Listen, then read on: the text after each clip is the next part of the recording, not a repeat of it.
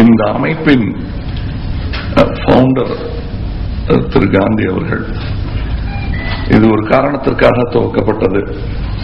35 வெள்ளையர்கள் இங்கே பணமும் வர்த்தகமும் இங்கேயே வைத்து செய்து கொள்ளலாம் என்பதை முடிவு செய்த பொழுது நிரந்தரமாக இங்கே தங்குவதற்கான ஏற்பாடுகள் நடப்பதாக தோன்றிய பொழுது அதற்கு மறுகுரலாக இந்திய தொழிற்சாலைகளின் பாதுகாப்புக்காக உருவாக்கப்பட்ட ஒரு இயக்கம். இது ஒரு தேசிய இயக்கத்துடன் சேர்ந்த ஒரு விஷயம். இன்றும் அது பயன்பட்டுக் கொண்டு வருகிறது.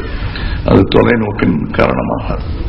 நான் இதில் சேர்ந்திருப்பதற்கு கூட காரணம், அரசியல் அல்லாமலும் நான் அவரின் ரசிகன் என்பதனால் இவர்களின் சேவை என்ன என்பதை புரிந்து கொண்டு இவர்களுடன் என்னை இணைத்துக் கொண்டுள்ளனர்.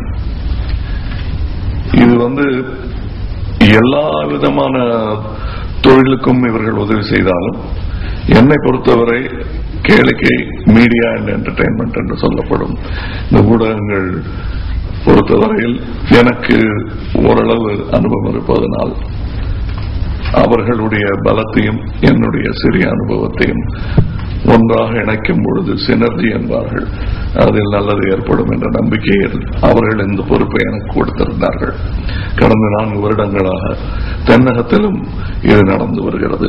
முதலில் மும்பையில் மட்டுமே நடந்து கொண்டிருந்தது, பிற்பாடு கல்கத்தா, இப்பொழுது சென்னையிலும் தென்னகத்திலும் இது நடந்து கொண்டிருக்கிறது. இதனால் ஆய பயன் என்ன என்று கேட்டால் பலரும் கேட்கிறாங்க, இது என்ன பிக்கி பிக்கின்னு பேசிக்கிறீங்க, ஒன்னும் புரியலையே, என்ன பண்றாங்க இவங்கன்னு கேட்டா, இன்று உங்கள் கண்ணுக்கு தெரியும் சில முன்னேற்றங்களும் உங்களுக்கு தெளிவாக புலப்படாத ஆனால் நமது முன்னேற்றத்துக்கு காரணமாக இருக்கும் பல விஷயங்கள் நடப்பதற்கு ஊக்கியாக முன் நின்று குரல் கொடுத்தவர்களாக பிக்கி இங்கே இருந்திருக்கிறார்கள். உதாரணத்துக்கு இந்த டிஆர்பி முறை என்றெல்லாம் நீங்கள் பார்க்கும் இந்த முறையை அமல்படுத்த வேண்டும் என்று அரசுக்கு உந்தி காரணங்கள் சொல்லி வாதாடி பெற்றுத்தந்த பெருமையும், இது ஒரு இண்டஸ்ட்ரி, இது ஒரு தொழில் என்பதற்கான அந்தஸ்தை சினிமா துறைக்கு வாங்கி கொடுத்ததும், இன்று வரப்போகும் இந்த டிடிஎச் முறைகளுக்கான முன்னேற்பாடுகளும் அதற்கான சீரமைப்புகளும் செய்வதற்கும், சேல்ஸ் டாக்ஸ், ரெவன்யூ டாக்ஸ், எந்த விதமான வாதங்கள் இருந்தாலும் அவையெல்லாம் செய்ய வேண்டும் என்று முன்னெடுத்து வைத்து இண்டஸ்ட்ரி சார்பாக, அதாவது இந்த தொழிலின் மீடியாவின் சார்பாக டெல்லியில் காதருகே சென்று நல்லறிவுரைகள் ஓதும் பலம் பிக்கிக்கு இருக்கிறது. இதுதான் இண்டஸ்ட்ரி அடையும் பயன். இவர்கள் அது மட்டுமல்லாமல் எங்கள் குறைகளையும் தேவைகளையும் கேட்டு அங்கு எடுத்துச் சொல்லும் துணிவுடையவர்கள், தொடர்புடையவர்கள். இப்பொழுது அடுத்த கட்ட முயற்சியாக ஸ்கில் செட் டெவலப்மெண்ட் என்பது நீங்கள் எல்லாரும் கேள்விப்பட்டிருப்பீங்க. பிரதம மந்திரி அவர்கள் எல்லா துறைகளிலும் இது வர வேண்டும் என்று சொல்லியிருக்கிறார்.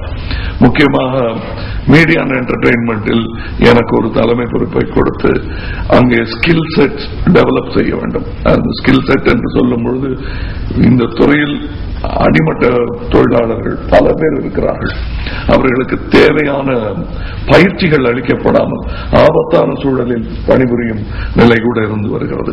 அதையெல்லாம் மாற்றி சீரான ஒரு பயிற்சி அளிக்கும் ஒரு வழிமுறையாக இது லைட் பாய், மேக்கப் மேன், ப்ரொடக்ஷன் எக்ஸிக்யூட்டிவ் எல்லாருக்குமே ஒரு ஆதார வருமானங்கள் தேடித்தரும் சிறு சிறு தொழில்கள் பல உள்ளன இந்த துறையின் கீழ்.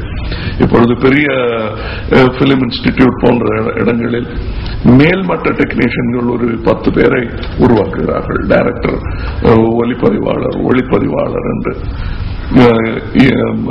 திரைக்கதையாளர் என்று. ஆனால் அடிமட்டத்தில் பிலோ த லைன் என்று சொல்வார்களே, அவர்களுக்கான பயிற்சி எங்கும் இருப்பதாக தெரியவில்லை.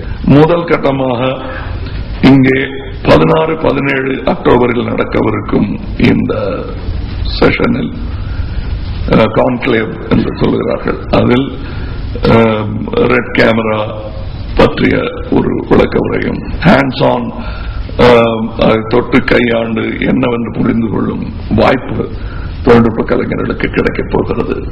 உலகளாவிய உலக ஞானம் உள்ள அனுபவம் உள்ள முன் அனுபவம் உள்ள சிறந்த ஹாலிவுட் டெக்னீஷியன்ஸ் இங்கே உரையாற்ற இருக்கிறார்கள். திரைக்கதை பயிலரங்கம் ஒன்று திரு ஹரிஹரன் தலைமையில் நடக்க இருக்கிறது. அந்த பயிலரங்கில் எழுத்தாளர்கள் பலரும் கலந்து கொண்டு அவர்கள் அனுபவங்களையும் அவர்கள் எழுதும் முறைகளையும் பயிற்சி முறைகளையும் முடிந்தவரை அந்த 2 நாளில் எல்லாத்தையும் சொல்லிட முடியாது. பட் ஒரு பிரைமர் என்று சொல்வார்கள், இப்படி எல்லாம் இருக்கிறது என்பதற்கான ஒரு தனி குறிப்பை சொல்லும் ஒரு பயிலரங்கமாக இருக்கும். இன்னும் கற்றுக்கொள்ள எவ்வளவு இருக்கிறது என்பதை பட்டியல் போடும் பயிலரங்கமாக இருக்கும். அது அந்த நிலையில் ஹரிஹரன் சார் இருக்கிறார்கள். சௌரப் சுக்லா என்ற வடநாட்டு எழுத்தாளர் இங்கே வரவிருக்கிறார். குல்சார் அவர்களிடம் அனுமதி கேட்டிருக்கிறோம், கண்டிப்பாக வருகிறேன் என்று சொல்லியிருக்கிறார். அதற்கான அனுராக் கஷ்யப் என்ற இயக்குனர் வந்து பேச இருக்கிறார். ரோஹன் சிப்பி, ரமேஷ் அரவிந்த், சிங்கீதம் ஸ்ரீனிவாசராவ் அவர்களும் திரைக்கதை பற்றி பேச இருக்கிறார்கள். இது ஒரு முக்கியமான பயிலரங்கமாக எனக்கு அங்க பேசும் ஒரு வாய்ப்பு இருப்பது ஒரு இடைஞ்சலாகவே கருதுகிறேன். இருந்து பேச்சை கேட்க வேண்டிய ஒரு ஆசைதான் எனக்கு அதிகமாக இருக்கிறது. கற்றுக்கொள்ள நிறைய வாய்ப்புகள் அங்கே இருக்கும் என்று நான் நம்புகிறேன். அதாவது ஆக்சுவல் ஹேண்ட்ஸ் ஆன் ஒர்க்கர்ஸ் இவர்கள் எல்லாம் ஒரு திரைக்கதையை எழுதி கொண்டிருக்கிறதோ, எழுதி எடுத்து படம் முடித்த தருவாயிலோ அல்லது ஒன்றை உருவாக்கி கொண்டிருக்கும் நிலையிலோ இருக்கும் எழுத்தாளர்கள். ஹேண்ட்ஸ் ஆன், இவர் ஒரு சினிமா பள்ளியை நடத்தி கொண்டிருக்கிறார். எல்லாருமே அவர்கள் அனுபவங்களை பகிர்ந்து கொள்ளும் இந்த ஒரு மேடை ஒரு அற்புதமான பயிலரங்காக திகழும் என்று நான் நம்புகிறேன். விஷயம் தெரிஞ்சவங்களுக்கு தேவையான ஒரு நிகழ்ச்சி. ஆல்ரெடி கொஞ்சம் தெரிஞ்சிருக்கணும். இதுல என்டர்டைன்மெண்ட்ங்கிறது இல்ல, என்டர்டைன்மெண்ட் இண்டஸ்ட்ரியுடைய ஒரு கருத்தரங்கம். அதனால இது ஏதோ நடிகர்கள்லாம் ஏதோ ஸ்டார் நைட் நடத்துறோம்னு நினைச்சிருவாங்க. இதுல இந்த 100 வருட சினிமாவை போற்றும் வகையில் நாங்கள் மதிக்கும் பல கலைஞர்களையும் கௌரவிக்க இருக்கிறோம். அது எங்கள் கடமையாக நாங்கள் நினைக்கிறோம். அதற்கான பெயர் பட்டியலும் அவர்களின் அனுமதியையும் கேட்டுக்கொண்டிருக்கிறோம். சிலர் வர முடியாத தள்ளாத வயதில் கூட இருக்கிறார்கள். சோ அவர்களையும் கௌரவிக்க வேண்டியது எங்கள் கடமையாக இருக்கும். அது ஒரு நல்ல நிகழ்ச்சியாக இருக்கும்.